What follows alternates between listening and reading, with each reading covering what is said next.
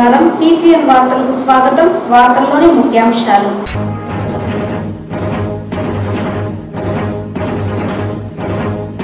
TDP party ఆధ్వర్యంలో ప్రజలకు ప్రతినిత్యం సేవ చేయడంలో నాయకులు కార్యకర్తలు ముందంజలో ఉండడం హర్షణీయం చిత్తూరు ఎమ్మెల్యే గురజాల జగన్మోహన్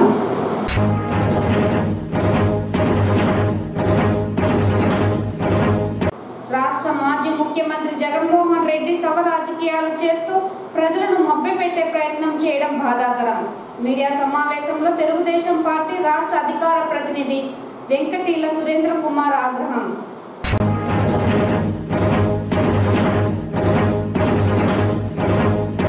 రాష్ట్ర ప్రభుత్వం ఆధ్వర్యంలో యాదమరిలో ప్రజల కోసం ఏర్పాటు చేస్తున్న సామాజిక ఆరోగ్య కేంద్రాన్ని త్వరితగతిన పూర్తి చేయాలి జిల్లా కలెక్టర్ సుమిత్ కుమార్ వార్తల్లోని వివరాలు తెలుగుదేశం పార్టీ ఆధ్వర్యంలో పార్టీ నేతలతో పాటు కార్యకర్తలు ప్రజలకు సేవలు అందించడంలో ఎల్లప్పుడూ ముందుంటారని చిత్తూరు ఎమ్మెల్యే గురజాల జగన్మోహన్ తెలిపారు ఆదివారం చిత్తూరు నగరంలోని కట్టమంచిలో అభయ సాయి ట్రస్ట్ ఆధ్వర్యంలో ఉచిత షిరిడి సాయిబాబా ఆలయ బస్సు యాత్రను చిత్తూరు ఎమ్మెల్యే గురజాల జగన్మోహన్ జెండా ఊపి ప్రారంభించారు ఈ సందర్భంగా ఆయన మాట్లాడుతూ తెలుగుదేశం పార్టీ నాయకులు ఎల్బీఐ లోకేష్ అభయ సాయి ట్రస్ట్ వ్యవస్థాపకులు రామ్మూర్తి తెలుగుదేశం పార్టీ గెలుపు కోసం ఎంతో కృషి చేశారన్నారు ఈ నేపథ్యంలో అభయ సాయి ట్రస్ట్ ఆధ్వర్యంలో గత 3 సంవత్సరాలుగా షిరిడి సాయిబాబా ఆలయ దర్శనములకు వెళ్లనున్న భక్తులకు ఉచితంగా అన్ని సౌకర్యాలను ఏర్పాటు చేసి బాబా దర్శనానికి పంపించడం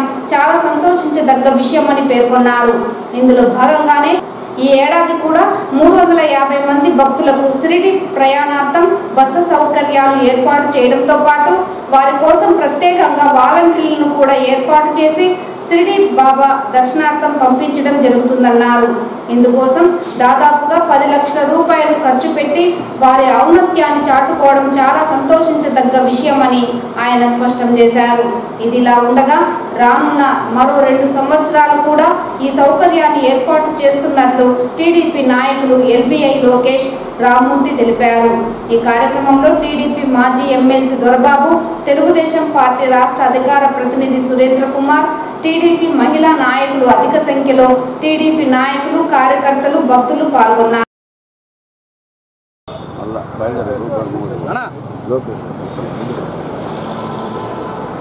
లోకేష్ గారు కొంచెం ముందుకు రావాలి మీరు ముందుకి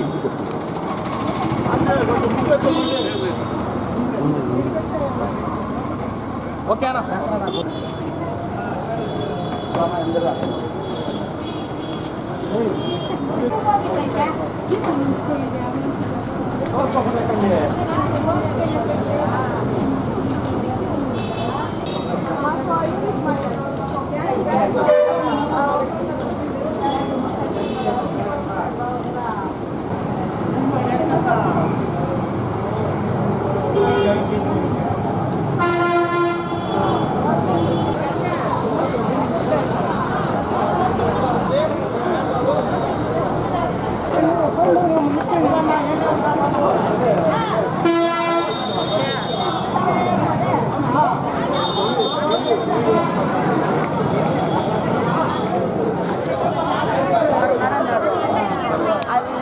పూజ ఆయన చేసినాడు స్వామి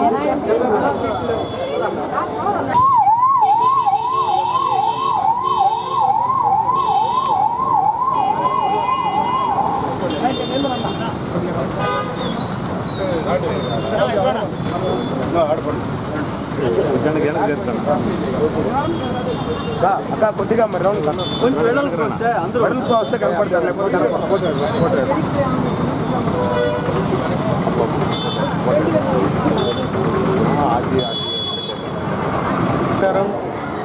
ఏదైతే రామ్మూర్తన్న లోకేష్ తెలుగుదేశం పార్టీలో చేరినప్పుడు తెలుగుదేశం పార్టీ ఘన విజయం సాధించాలి అలాగే చిత్తూరు పూతలపట్టు నియోజకవర్గాల్లో కూడా మంచి మెజారిటీతో గెలిపిస్తామని మాట ఇచ్చి ఆ రోజు పార్టీలోకి చేరడం జరిగింది అదేవిధంగా తెలుగుదేశం పార్టీ అత్యధిక మంచి మెజారిటీతో రాష్ట్రంలో కానీ ఈ చిత్తూరు నియోజకవర్గం పూతలపట్టు కూడా గెలవడానికి ముఖ్య కారకులు కాబట్టి వారు ఆ రోజు షిరిడి సాయిబాబాకి గత 3 సార్లు 4 సార్లుగా ఇక్కడ చిత్తూరు నుండి అనేక మంది వారి అభిమానులు కావచ్చు, పార్టీ కార్యకర్తలు కావచ్చు, వారిని తీసుకొని షిరిడి దర్శనానికి వెళ్ళే అభ్యాసం ఉన్న రామ్మూర్తి అన్నకి, లోకేష్కి ఆల్ ద బెస్ట్ చెప్తూ, ఇలాగే ఇంకా ఎన్నో మంచి పనులు చేస్తుంటారు కాబట్టి వారికి ఆ భగవంతుడు మంచి ఆశీర్వాదం, ఐశ్వర్యం అన్నీ ఇవ్వాలి, ఆరోగ్యమని ఆ షిరిడి సాయినాథుని కోరుకుంటూ సెలవు తీసుకుంటాం.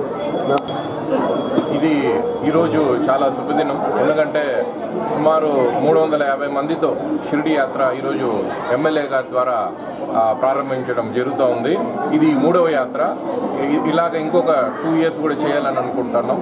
దీంట్లో ముఖ్య ఒక స్పెషాలిటీ ఏమంటే ప్రతి సంవత్సరము మేము ఆ సంఖ్యని పెంచుకుంటూ పోతున్నాం.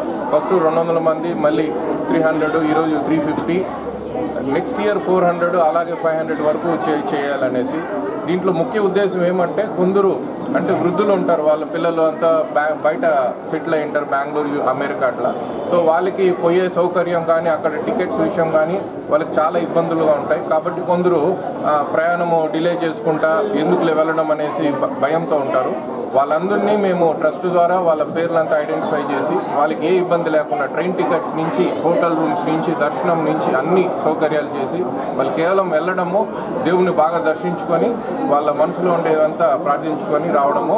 సో దీనికి ముఖ్యంగా ఎల్బీ అభయ సాయి ట్రస్ట్ ద్వారా ముఖ్యంగా మా నాన్నగారు, ఇంకా మా సిస్టరు, మేము అందరూ కలిసి దీనికి తోడ్పడి దీన్ని సహాయం చేసి దీన్ని ముందుకు తీసుకెళ్లాలని కోరుకుంటున్నాం. అంటే వాళ్ళతో పాటు మీ వాలంటీర్లు ఎవరైనా వెళ్తారా? వాలంటీర్లు కూడా ట్రస్ట్ ద్వారా ఒక 20 మంది ఉంటారండి. ప్రతి ఫ్యామిలీకి ఒక్కొక్కరు వస్తారు. సో తద్వారా ప్రతి ప్రయాణికులకి ఈవెన్ ఫుడ్ ప్యాకెట్స్ కూడా అరేంజ్ చేస్తారు. ఏమి ఇబ్బంది లేదు. Thank you. రాష్ట్రంలో శవ రాజకీయాలు మొదలుపెట్టి ప్రజల మధ్య చిచ్చు రేపే ప్రయత్నం రాష్ట్ర మాజీ ముఖ్యమంత్రి జగన్మోహన్ రెడ్డి చేస్తున్నారని టీడీపీ రాష్ట్ర అధికార ప్రతినిధి సురేంద్ర కుమార్ ఆరోపించారు. ఆదివారం జిల్లా టీడీపీ పార్టీ కార్యాలయంలో ఏర్పాటు చేసిన మీడియా సమావేశంలో ఆయన మాట్లాడుతూ కేవలం అధికారంతో పాటు ప్రతిపక్షంలో ఉన్నప్పుడు మాత్రమే వైసీపీ అధినేత జగన్మోహన్ రెడ్డి అసెంబ్లీలో అడుగు పెడతారే తప్ప అలా లేకుండా అసెంబ్లీలోకి వచ్చే సాహసం కూడా చేయడం లేదని చురకలంటించారు. ఇందులో భాగంగానే ప్రస్తుతం నిర్వహించిన అసెంబ్లీ సమావేశాలలో టీడీపీ పార్టీ అసెంబ్లీలో శ్వేతపత్రం విడుదల చేస్తూ ఉంటే జగన్మోహన్ రెడ్డి అభ్యంతరాలు తెలపడం మానేసి ఢిల్లీలో నిరసన చేయడం, విధ్వంసకాండ సృష్టించడం, శవ రాజకీయాలకు పాల్పడడం ప్రజాస్వామ్యం బద్దం కాదన్నారు. గత 5 ఏళ్లుగా ప్రజల సంక్షేమాన్ని పక్కన పెట్టి శవ రాజకీయాలు చేసిన జగన్మోహన్ రెడ్డి ప్రస్తుతం ప్రజాస్వామ్యం గురించి మాట్లాడడం హాస్యాస్పదంగా ఉందని చురకలంటించారు. ఇప్పటికైనా ఆయన తన వైఖరిని మార్చుకోకుంటే భవిష్యత్తులో ప్రజలు మరోసారి జగన్మోహన్ రెడ్డిని ఇంటికే పరిమితం చేస్తారని గుర్తు చేశారు. ఈ సమావేశంలో జిల్లా కార్యాలయ కార్యదర్శి మోహన్ రాజ్, జిల్లా వాణిజ్య విభాగం అధ్యక్షులు హిమగిరి నాయుడు, జిల్లా వాణిజ్య విభాగం కార్యదర్శి గోపాల్, టీడీపీ నాయకులు పాల్గొన్నారు. ప్రభుత్వ అధికారంలోకి వచ్చిన తర్వాత 45 రోజుల లోపలనే ఈ రాష్ట్రంలో అరాచకం ప్రబలిందని, రాజకీయ హత్యలు జరిగిపోతున్నాయని చెప్పి ఫేక్ ప్రచారం చేస్తూ రాష్ట్రపతి పాలన విధించాలని డిమాండ్ చేసినటువంటి రాజకీయ నాయకుడు భారతదేశంలో ఒకే ఒక జగన్మోహన్ రెడ్డి. ఇది చాలా విచిత్రంగా ఉంది. అసెంబ్లీలో అవకాశాలు ఉపయోగించుకోడు, అసెంబ్లీకి వెళ్ళడు. అంటే ఈ ఉద్దేశంలో ఆయన ముఖ్యమంత్రిగా ఉండాలా, లేక ప్రతిపక్ష నాయకులు ఉంటేనే ఆయన అసెంబ్లీకి వెళ్ళే పరిస్థితి ఉంది. లేదంటే అసెంబ్లీ అవసరం లేదు, ప్రజాస్వామ్యం అవసరం లేదు. దీన్ని తీవ్రంగా ఖండిస్తున్నా. ఇది మంచి పద్ధతి కాదు. 36 మందిని రాజకీయ హత్యలు చేశారని చెప్పావు. నీకు నిజంగా దమ్ము ధైర్యం ఉంటే ఆ 36 మంది పేరు ప్రకటించమని చెప్పి ఎంతమంది డిమాండ్ చేసినా స్పందించడం లేదు. చివరికి అసెంబ్లీ చివరి రోజు అసెంబ్లీలో సమావేశం జరుగుతుంటే మరి ఈయనేమో తాడేపల్లి ప్యాలెస్లో పత్రికా విలేకరుల సమావేశం చెప్పి దుష్ప్రచారం మొదలుపెట్టాడు. మరి అక్కడ గౌరవ నేషనల్ మీడియా ప్రతినిధులు ప్రశ్నిస్తే 36 మంది హత్య చేసినట్టు వివరాలు ప్రకటించమంటే సారీ సమయం అయింది, ఆకలిగా ఉందని చెప్పి తప్పించుకునే పరిస్థితి. ఇవన్నీ చూస్తుంటే జగన్మోహన్ రెడ్డి ప్రజాస్వామ్యానికి పనికిరాడు, వైకాపా పార్టీ ప్రజాస్వామ్యానికి పనికిరాదు. వీళ్ళకు పూర్తిగా ప్రజాజ్యోతి నుంచి బహిష్కరించాల్సిన అవసరం ఉంది, లేదంటే రాష్ట్రాన్ని సర్వనాశనం చేస్తారు. ఈరోజు కూటమి ప్రభుత్వ అధికారంలోకి వచ్చిన తర్వాత కేంద్ర ప్రభుత్వం ఉదారంగా నిధులు ఇస్తూ రాష్ట్రాన్ని ముందుకు తీసుకెళ్ళడానికి ప్రయత్నం చేస్తుంటే హర్షించాల్సినటువంటి ప్రతిపక్షానికి సంబంధించినటువంటి నాయకుడు ఈయన ఈ రాష్ట్రంలో అభివృద్ధిని అడ్డుకోవడం కోసం పాల్పడుతున్నాడు. ఈరోజు ఈ రాష్ట్రంలో అభివృద్ధిని అడ్డుకోవడం కోసం, పెట్టుబడులు రాకుండా చేయడం కోసం ఈరోజు ఇక్కడ అరాచకం ప్రబలిందని శవరాజకీయాలు చేసుకుంటూ ఈరోజు పెట్టుబడిదారులను రాష్ట్రాన్ని రానికుండా చేయడం ఒక దుష్టతనంతో పనిచేస్తున్నాడు చెప్పక తప్పదు. అంటే ఇవన్నీ చూస్తుంటే ఈయన ఓడించినటువంటి రాష్ట్ర ప్రజల మీద కచ్చగట్టి ఈ రాష్ట్ర అభివృద్ధిని అడ్డుకోవడం కోసం ప్రయత్నం చేస్తున్నాడు తప్ప ఈ రాష్ట్రం బాగుపడాలా, ప్రజలు బాగుపడాలా ఆలోచన జగన్మోహన్ లేదు. యాదమరిలో నూతనంగా నిర్మిస్తున్న సామాజిక ఆరోగ్య కేంద్రంను త్వరితగతిన పూర్తి చేసి 10 రోజులలో ప్రజలకు అందుబాటులోకి తీసుకుని రావాలని జిల్లా కలెక్టర్ సుమిత్ కుమార్ సంబంధిత అధికారులను ఆదేశించారు. జిల్లా కలెక్టర్ యాదమరిలో పర్యటించి నూతనంగా నిర్మిస్తున్న సామాజిక ఆరోగ్య కేంద్రమును పరిశీలించిన అనంతరం పూతలపట్టు శాసనసభ్యులు మురళీమోహన్ విజ్ఞప్తి మేరకు యాదమరి గుడియాత్తం రోడ్డును కలెక్టర్ పరిశీలించారు. ఈ సందర్భంగా జిల్లా కలెక్టర్ మాట్లాడుతూ ప్రజలకు మెరుగైన వైద్య సేవలు అందించేందుకు కొత్తగా నిర్మిస్తున్న సామాజిక ఆరోగ్య కేంద్రమును పూర్తి చేయాలని, ప్రస్తుతం ప్లంబింగ్ వర్క్ జరుగుతున్నందున సంబంధిత కాంట్రాక్టర్ నాణ్యతతో పూర్తి చేసేలా చూడాలని తెలిపారు. సామాజిక ఆరోగ్య కేంద్రంలో నిర్మించిన అన్ని గదులను పరిశీలించారు. ఆపరేషన్ థియేటర్ కు పూర్తిగా టైల్స్ వేయాలని, ఆసుపత్రికి వచ్చే పేషెంట్లకు విధులు నిర్వహించే సిబ్బందికి, డాక్టర్లకు ఎటువంటి ఇబ్బందులు లేకుండా టాయిలెట్స్ ఏర్పాటు చేయాలని తెలిపారు. యాదమరి పిహెచ్సికి రోజుకు 100 ఓపీ కలదని, 24 గంటలు స్టాఫ్ నర్స్ అందుబాటులో ఉంటారని, ఒక డాక్టర్ కూడా కలరని, మందులకు ఎటువంటి కొరత లేదని అదనపు DM and HO Venkata Prasad, medical officer Surekha collector కు వివరించారు. అనంతరం డ్యామేజ్ అయిన యాదమరి గుడియాత్తం రోడ్డును పరిశీలించారు. ఈ రోడ్డును మరమ్మతులు చేసేందుకు అవసరమైన ప్రతిపాదనలు సిద్ధం చేయాలని ఆర్ఎన్బిఎస్సి ఉమామహేశ్వర్ రెడ్డిని జిల్లా కలెక్టర్ ఆదేశించారు. ఈ కార్యక్రమంలో జిల్లా కలెక్టర్ వెంట ఆర్ఎన్బిఈఈ Stanley Jones, deputy EO Govardhan, ఇతర సంబంధిత అధికారులు పాల్గొన్నారు.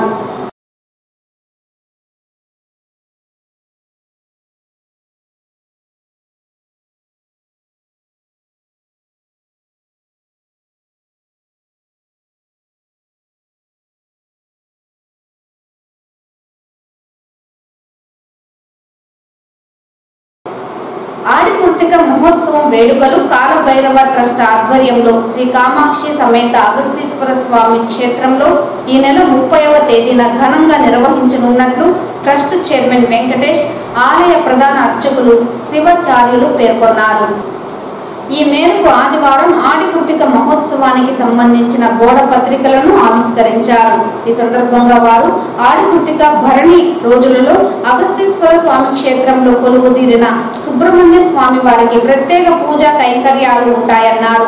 30వ తేదీ మంగళవారం నాడు శ్రీ వల్లి దేవసేన సమేత సుబ్రహ్మణ్య స్వామి వార్లకు విశేష ద్రవ్యాలతో అభిషేకం ఉంటుందన్నారు. అనంతరం మహా అలంకరణ హారతి ఉంటుందన్నారు. ఆపై ఆలయ ప్రదక్షిణ గ్రామోత్సవాన్ని ఘనంగా నిర్వహిస్తామన్నారు. అత్యంత వైభవోపేతంగా సాగే ఆడికృతిక మహోత్సవంలో పెద్ద సంఖ్యలో భక్తులు పాల్గొని కార్యక్రమాన్ని జయప్రదం చేయాలని కోరారు. 30/7/2024 செவ்வாய்க்கிழமை காலை நடைபெற உள்ளது.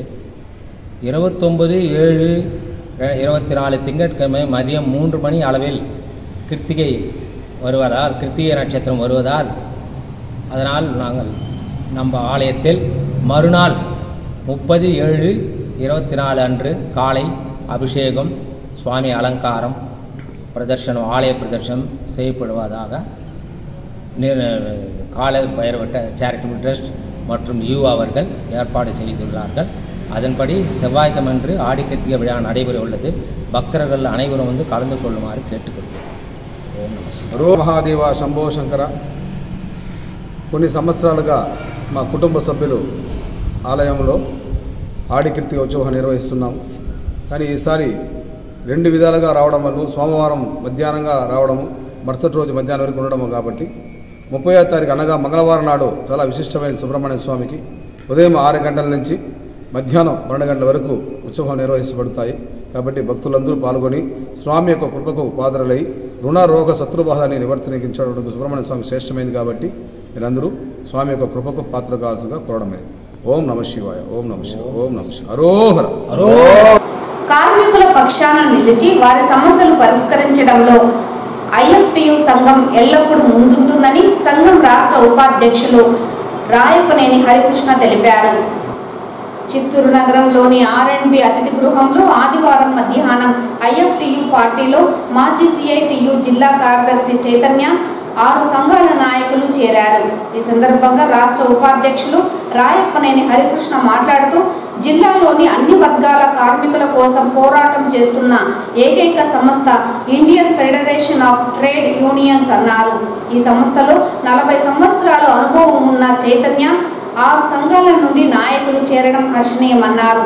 భవిష్యత్తులో కార్మికుల సమస్యల పరిష్కారానికి మరింత పటిష్టంగా కృషి చేస్తామన్నారు. నూతనంగా పార్టీలో చేరిన జిల్లా నాయకులు చైతన్య మాట్లాడుతూ 40 సంవత్సరాలుగా కార్మికుల కోసం పోరాటం సాగిస్తున్నానని, ఈ నేపథ్యంలో ఐఎఫ్టియులో చేరడం తన పోరాటానికి ఒక నూతన శకం అన్నారు. అందరి సమన్వయంతో అన్ని వర్గాల కార్మికులకు అండదండగా ఉంటానని, వారి సమస్యల పరిష్కారానికి కృషి చేస్తానని తెలిపారు. ఈ కార్యక్రమంలో ఐఎఫ్టియు రాష్ట్ర ఉపాధ్యక్షులు రాయపనేని హరికృష్ణ, రాష్ట్ర సహాయ కార్యదర్శి Bharathi, CPI ML new democracy senior నాయకులు వెంకటరత్నం, అధ్యక్షులు జిల్లా అధ్యక్షులు జ్యోతి, తిరుపతి జిల్లా కార్యదర్శి కొత్తపల్లి సుబ్రహ్మణ్యం, చిత్తూరు జిల్లా కార్యదర్శి సురేంద్రనాథ్, ఆశా వర్కర్స్ యూనియన్ ఉమ్మడి జిల్లా కార్యదర్శి రాణి, అంగన్వాడీ వర్కర్స్ రాష్ట్ర నాయకులు శోభ, ఆదివాసీ సంఘం జిల్లా నాయకులు సుగుణ, యోగేష్, మహాలక్ష్మి, రేఖ తదితరులు పాల్గొన్నారు. రాష్ట్రంలో కానీ ఒకవైపు మతోన్మాద చర్యలు, మరొక వైపు ఫ్యాసిస్టు చర్యలు తీవ్రమవుతున్న పరిస్థితిలో కార్మిక వర్గానికి, ఉద్యోగ వర్గానికి సరైనటువంటి న్యాయం జరగడం లేదు. ఎలా అని మీరు అడగచ్చు. నిన్నగాక మొన్న 3 రోజుల ముందు నిర్మలా సీతారామన్ గారు బడ్జెట్ ప్రవేశపెట్టారు.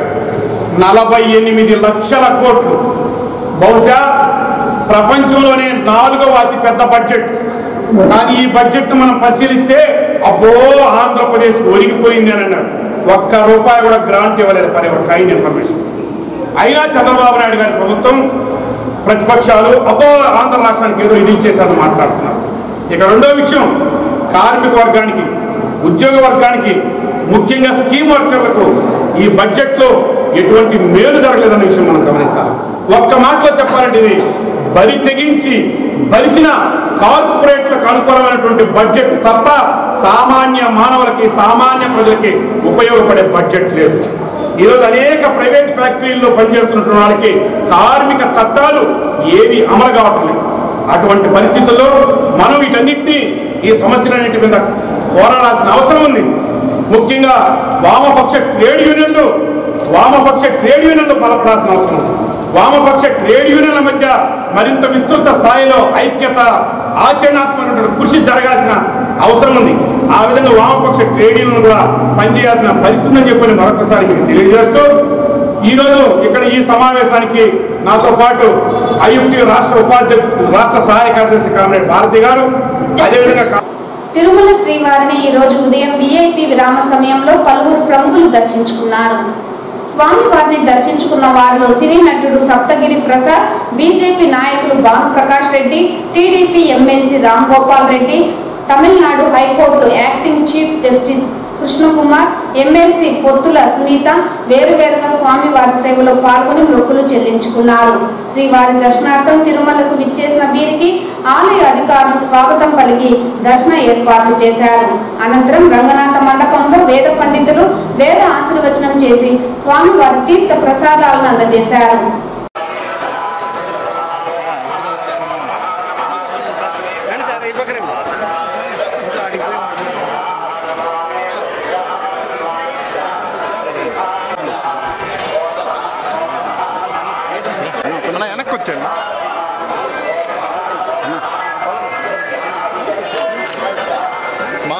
నడుచుకుంటారండి నాకు కావాలి.